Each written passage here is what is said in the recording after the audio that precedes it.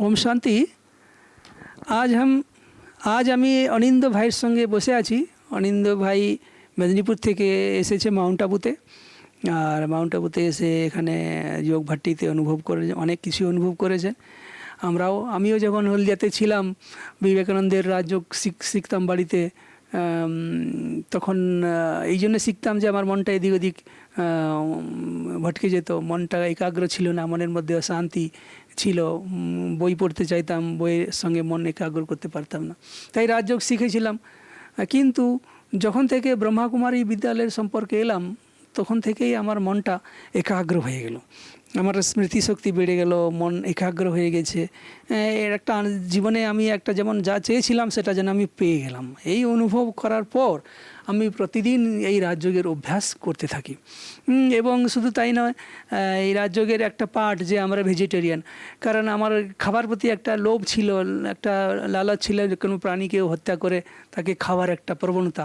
অনায়াসে আমরা কোনো প্রাণীকে হত্যা করে তাকে, সে মুরগি হোক, ছাগল হোক, আমরা হত্যা করে তাকে খেতে আমরা খুব আনন্দ খেতাম।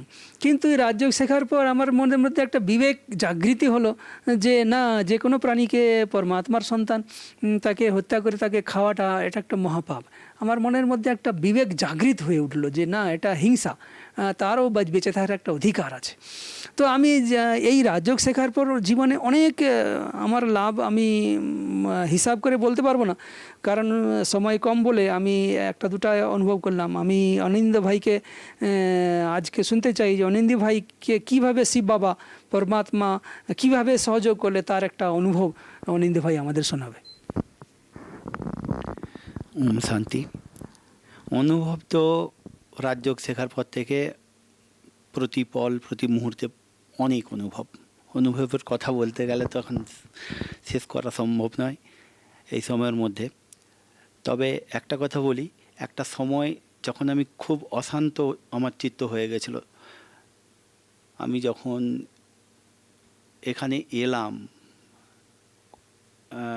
একটা সিস্টার শিবানীর একটা প্রোগ্রাম দেখে, তখন থেকে আস্তে আস্তে কেমন করে মনকে বশ করতে হয়,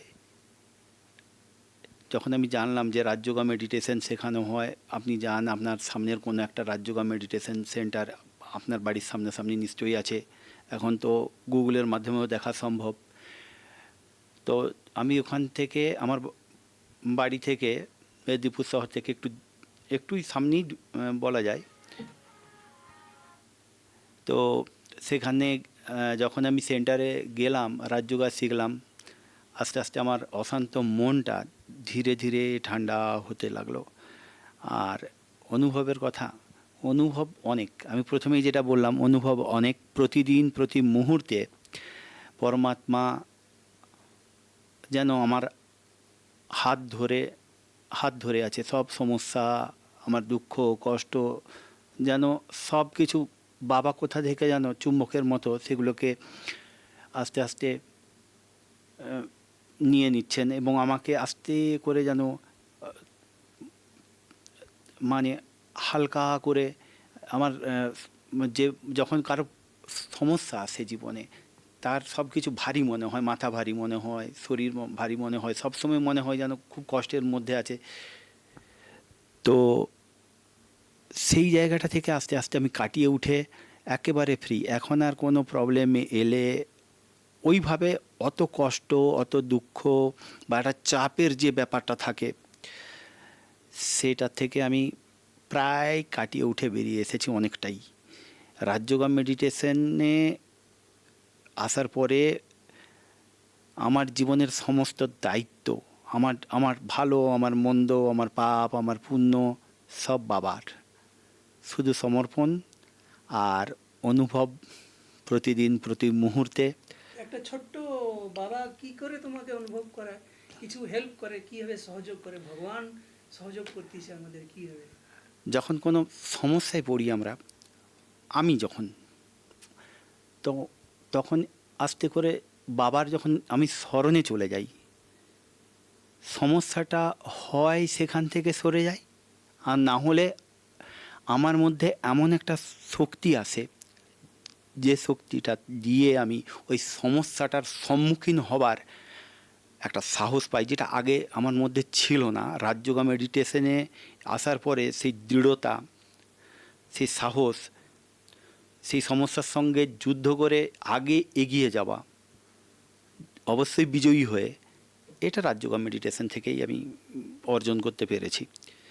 এবং দিন যত যাচ্ছে, যত এই অনুভূতিটা আরও বাড়ছে, ডিপ হচ্ছে।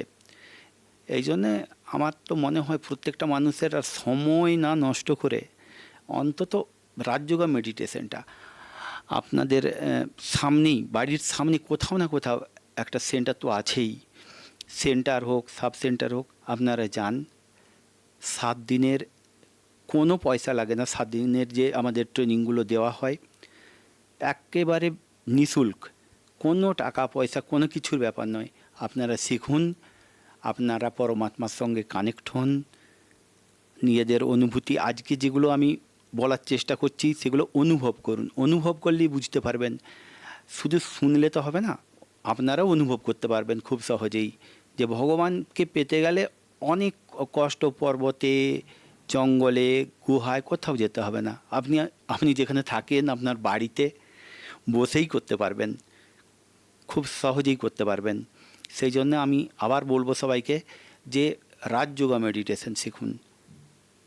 আপনার বাড়ির সামনেই কোথাও না কোথাও একটা সেন্টার আছে, আপনি যান। এখন তো খুব সহজেই জানা যায়, গুগলকে বলুন, গুগল ম্যাপে দেখুন ব্রহ্মাকুমারী সেন্টার কোথায় আছে। আপনার বাড়ির সামনে যেটা আপনার সহজ হবে যাওয়ার, ওখানে যান, রাজযোগা মেডিটেশনটা শিখুন। এটা খুব জরুরি, সময়ের সঙ্গে সঙ্গে এটা খুব খুব খুব দরকার। তো অনিন্দ্য ভাই এই ফার্স্ট টাইম ক্যামেরার সামনে বসে মাউন্ট আবুতে উনি বলতে চাইছেন যে আমি তো সব কিছু পেয়ে গেছি, ভগবানকে পেয়ে গেছি, ভগবানের সঙ্গে, ভগবানের কোলে বসে আছি, ভগবানের সব কিছুই ভগবানের সঙ্গে লেনদেন চলছে এখন। হ্যাঁ, প্রতি মুহূর্তে তার অনুভব হচ্ছে, নতুন নতুন অনুভব, তার কোনো শেষ নেই। তো যাই হোক, রাজযোগ মানেই নিজের উপরে ধ্যান, পরমাত্মার সঙ্গে স্মরণ, পরমাত্মার সঙ্গে মনকে লাগানো, বুদ্ধিকে লাগানো। বিশাল ব্যাপারটা, খুবই বিশাল, কিন্তু এটা এখন এত সহজ হয়ে গেছে আমাদের পক্ষে, সেই জন্য আমরা বলছি যে সহজ রাজযোগ। কারণ স্বয়ং পরমাত্মা এসে আমাদেরকে এখন মিলছে, তাই এটাকে আমরা সহজে অনুভব করছি।